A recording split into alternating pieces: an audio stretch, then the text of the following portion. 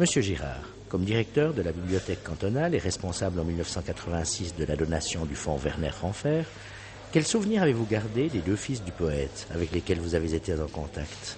Qui étaient-ils? J'ai rencontré pour la première fois les frères Ranfer, Jacques et Marcel, lors du vernissage de l'exposition qui était consacrée à leur père à la suite de la donation qu'ils avaient faite à la bibliothèque.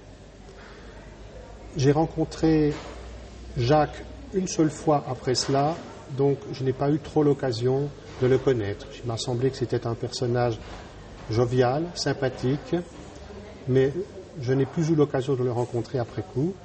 En revanche, son frère Marcel, qui était l'aîné, lui, j'ai eu beaucoup plus de contact avec lui parce qu'il m'a fait une entière confiance sur toute une série de problèmes et chaque fois que j'ai eu l'occasion de le rencontrer, ce fut vraiment des rencontres très amicales.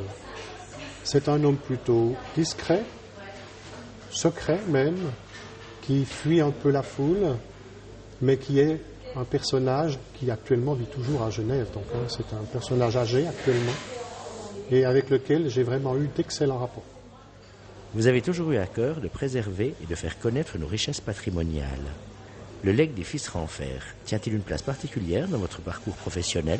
Donc la donation Ranfer a eu pour moi une importance énorme dans ma carrière. C'est le premier lot d'archives littéraires que j'ai reçu lorsque j'étais directeur de la bibliothèque cantonale qui venait d'être fondée. J'ai pu entrer en contact à travers ces documents avec le poète, avec l'homme et avec une personnalité extrêmement attachante que je ne connaissais pas autrement.